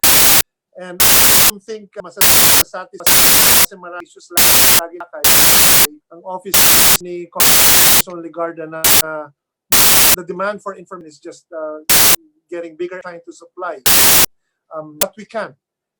And in between that episode, many things already. The next, please, you'll see our community is San Juan made some made commitments. Delivered a response already to the letter that the speaker many will will also today as to the progress as we're glad that there's been a response, but I think there's always room for improvement. We're that MMD again found today's will simply show everyone that more agencies are actually piling on to the cause of Congress, especially the office of Ligarda, that move people and that is managing challenge is how transport. So the majority actually benefits instead of already own cars. This slide shows not only the of DOT but also kind of thinking in. Of course, there's debate among agencies because necessarily in as agencies, and I guess some of us will talk about as well, and have great expertise on the next will bring some of the exchange place agencies for with mobility right now. We're finding the majority commuters are getting this. Last slide is just to show you that the cycling challenge, the mobile challenge is being responded to across the country. Maupay nga aga mga kasama. There are just 3 colleagues of ICSC that cycle to work. On the end is Ruel, who travels cycles 70 kilometers weekly to his family. Is part of the security and maintenance of our hydrothermal facility in Tacloban. Glinley is on the other side. Bikes 2 kilometers away. Tacloban is hometown in Abuyog. Bailey closer, kilometers. Kenai does this.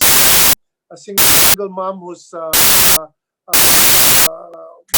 managing not just our Tacloban to 7 children and 4 grandchildren.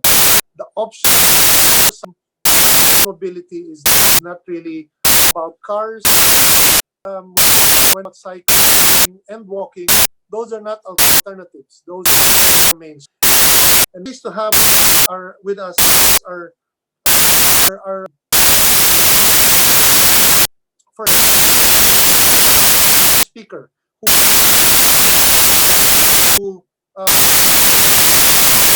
will not need slides because we will want to hear more about what he has to say. Approaches this from a larger perspective. It's, as we've always, it's not about cycling or alone. Much cars. We need to look at this, and we need to also whether experience is really unique and what others other countries experience, and is this really a hard thing, or is it that reflects more need for changes in mindsets? Benji, we're pleased to have you.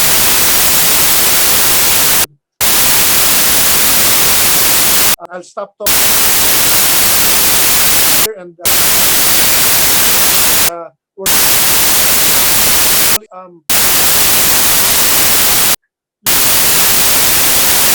you've seen a lot of the debates taking place. I'm pretty sure of the position. We're very old 2 years because you've heard it from other countries. We like to hear how others have surmounted this and why really a technical process. Is it a mind issue?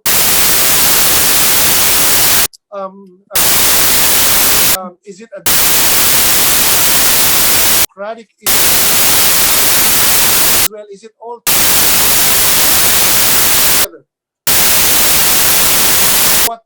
What is it in store for us? Benji. Good morning, Red. Good morning, Deputy Speaker Legarda. Ambassador lang. Thanks for having me. It is everything, right? So, Enrique Peñalosa, the mayor of Bogota, the 3-time mayor of Bogota, used to say that transportation is not a technical issue. It's a political issue. Right? The technical can be found. But the politics that we have to get at is who is more important. Also likes to say that a protected bike on a major road is a statement. It's a statement.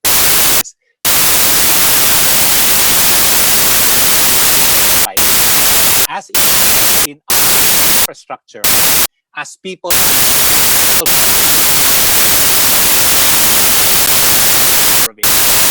and what we need to just state one because this is a climate crisis. You have for protected. There's that you in your head at opposite. Yeah, we have a climate crisis.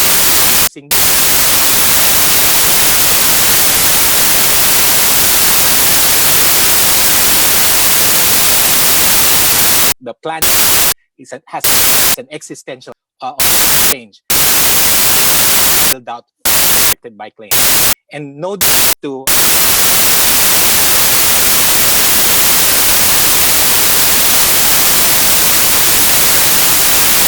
no but people's negative trans it comes to walking and built out culture in Toronto. Walking is like calling women alternative men. Biking is transportation. And it's time we recognize the way we sees the way we build out. By recommendations need to become counting and the who have been bike council Commonwealth, they did a pop bike lane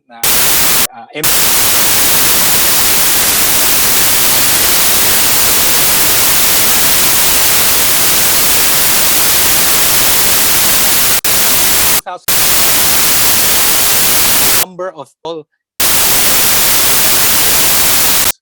right I just stand it via new we need food space really we need counting bikes to invest in that infrastructure and bikes on edge not on the sidewalk. I don't understand why people are proposing and they call people who are using to put have never walks on edge. You're so correct. Yes, I was wondering why they said these apps are not good. They could be dangerous. So make it dangerous. Don't make it dangerous. We need protected, dignified to our cyclists. We should not relegate them to the sidewalks. They belong to the streets. So the vote of the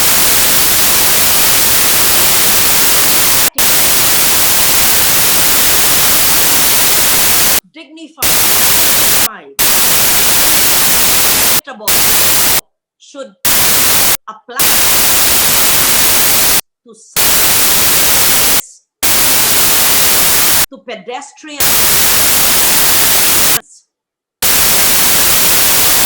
Our land and the street, the roads are common areas. These are commons which must be shared.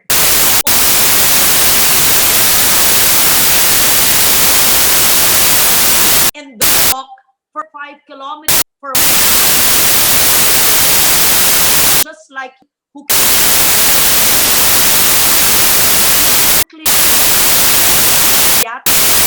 and I am the Philippines. Okay, continue. So yeah, no. ambassador of the Dutch government will help.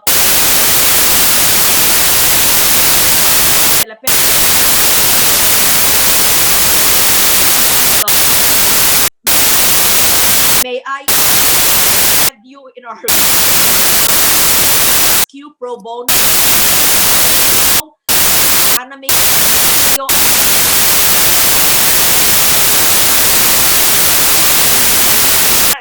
I know they will agree with us and no choice but to agree. And we must have you in our congressional hearings. I hope my staff are listening, and they are. I will file a resolution based on everything that we're talking about today, to mandate, designate the appropriate government agencies to do it now, not tomorrow, not in 3 to 5 years, now, because it was due yesterday and yester's past. Continue, Ben. No, I absolutely agree with you, and whichever way we can push this, we need a reminder lang that we already had a translation crisis before the COVID crisis, the economic crisis, right? And so, and the transportation crisis has come about the last, because for the last years we've been trying to solve traffic, and it's the wrong problem to solve.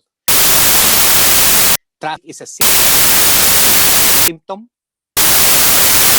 Transportation is what we need to solve, and that's rooted in, as Ed said, we need to count people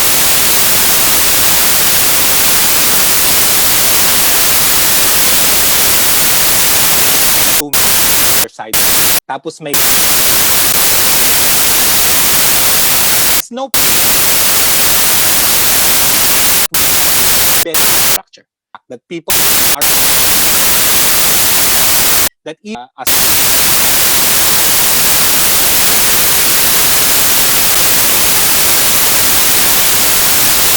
cannot fit.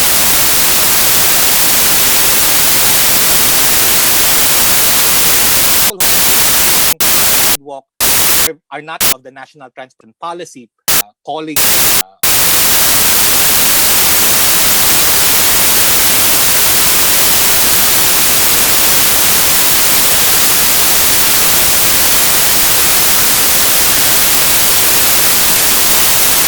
one single lane and double for the and it will be way more space transport. Other thing we really think about is we're paying public transport. That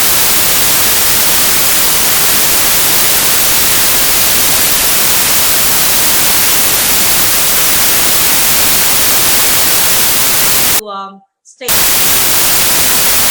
president ambassador, because MDA and and DPWH. Someone will Celine sabing go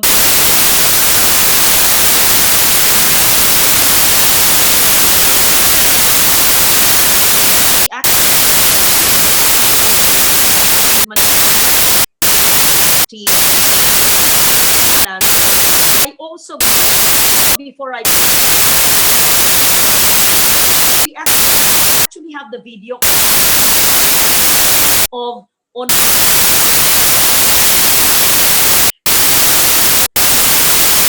Janet from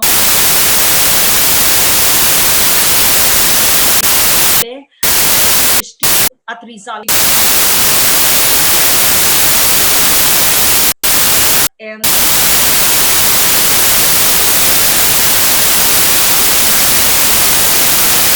in last code matrix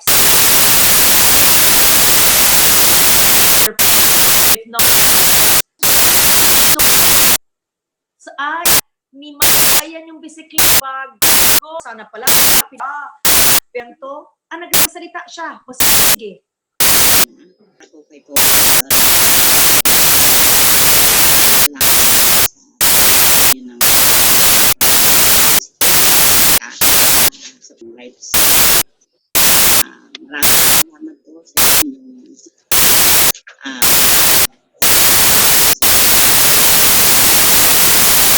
pasok ng aking mata power. Natin yung kung we can proceed. Okay, other so much from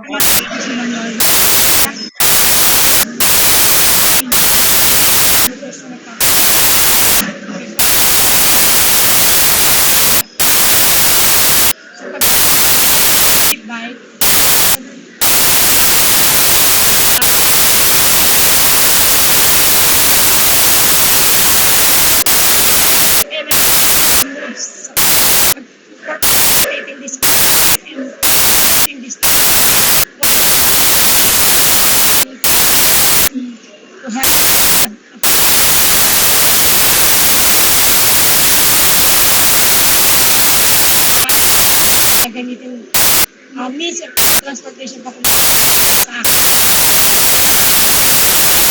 Maraming salamat po sa inyo.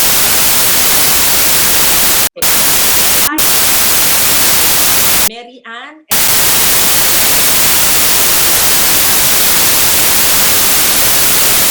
request no sa life cycle and Manila Move.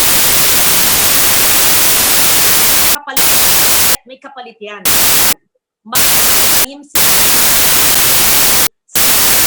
Na dyan ha at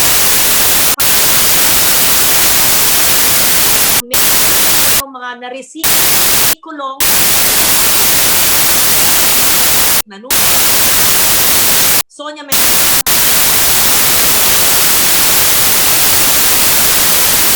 Foundation partner natin at ang Institute for Climate and Sustainable Peace at Climate Sonia mag-text Sonia lahat nagbibisik ka ng ecological solids management. Yan ang palit pagdulog dahil ako'y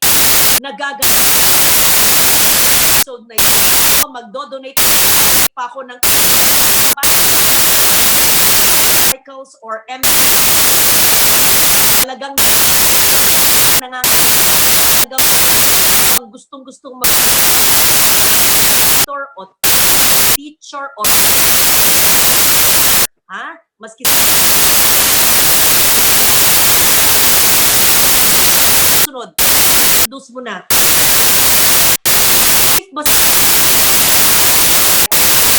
teacher at si janitor big kung ano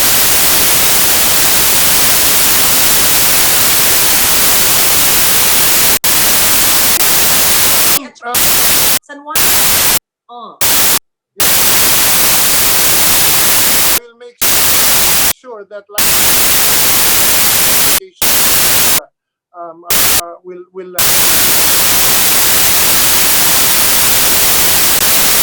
sabay-sabay sama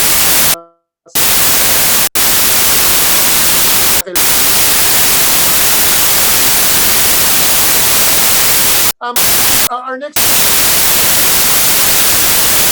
if I can,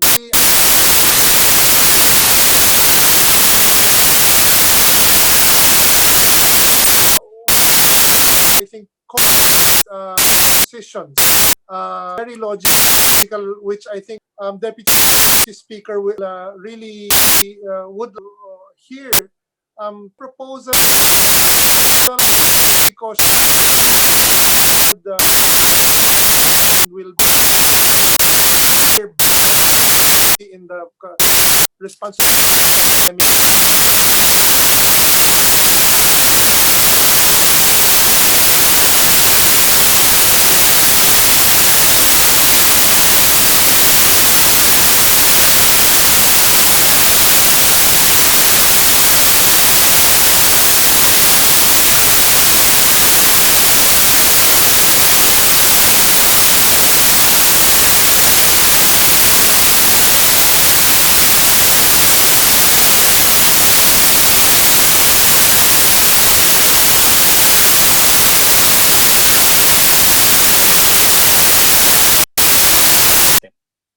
Is hung on entrepreneurial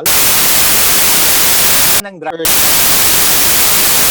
And because of all the kind of bad driver behavior is actually determined by this doesn't work. Ways of you and to restart and service simple the operator and the bias. PR rightly konting ipaluhan yan hiwa-hiwalay patan lang yan because if the they don't have of not having overloading part ventilation super transmission and our workers have been our factory to those the carrying people with get to don't do it.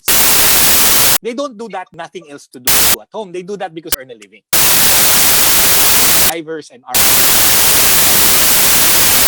kata, right? It's right, and in fact, with tricycle this time in automatic protection,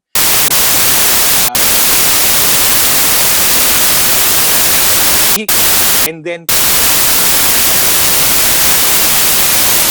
point that we there are around the world only 3 cities really where public can make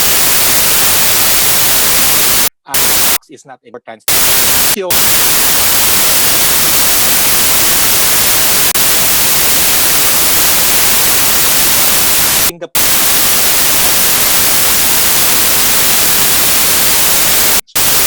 The run better and to be competitive need to move things and is what you said as Homer, the Nobel Prize winners is a terrible thing.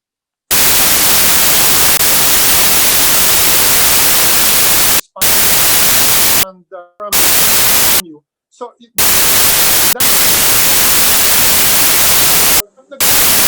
that's affordable. Remember that before what's the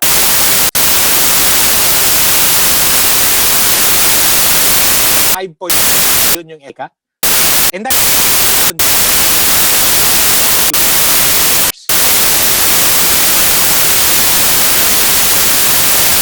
hours on the other side. The economic cost is being borne by the system. Question lang is who is going to bear it? Are we making people bear it Or can we spread that and have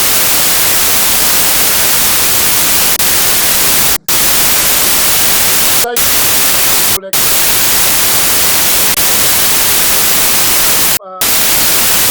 calculate percent.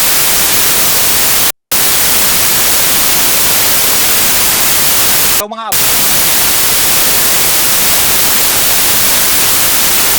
as Metro Manila, no? I think Manila moving numbers, they're called 10 billion investment transportation. Again, you know, you quibble about cost. Diba? What we're paying.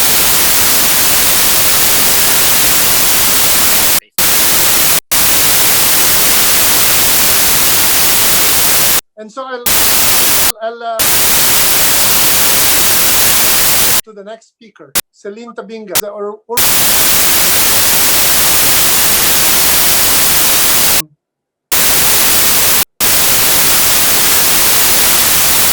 Celine, over to you.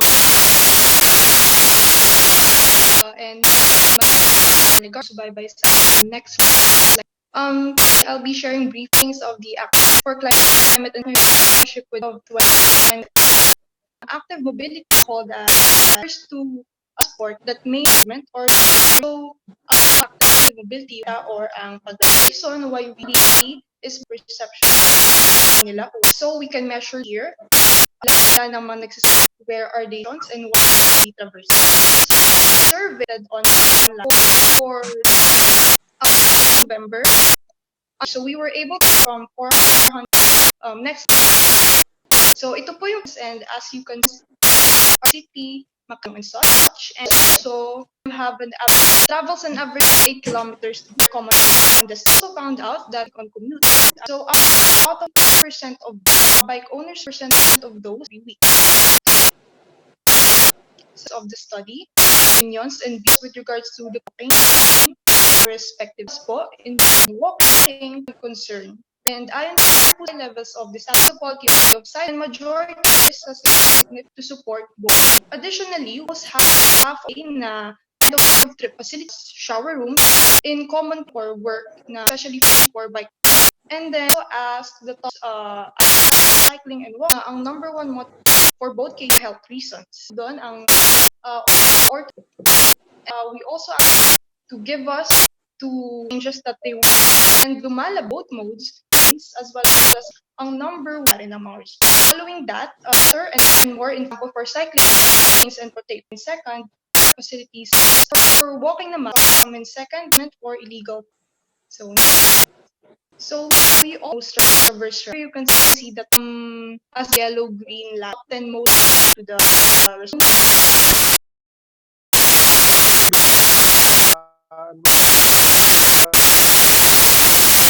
urban episode. Deputy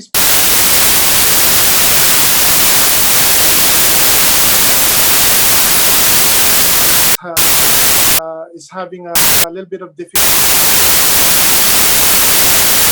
I will be thank everyone first on the panel. Say a full room. We have a full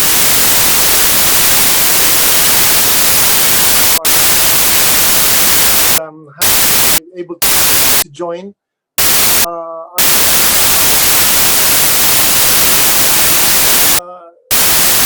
Congresswoman Ligarda. Magandang umaga sa lahat ng several already for 20,000 and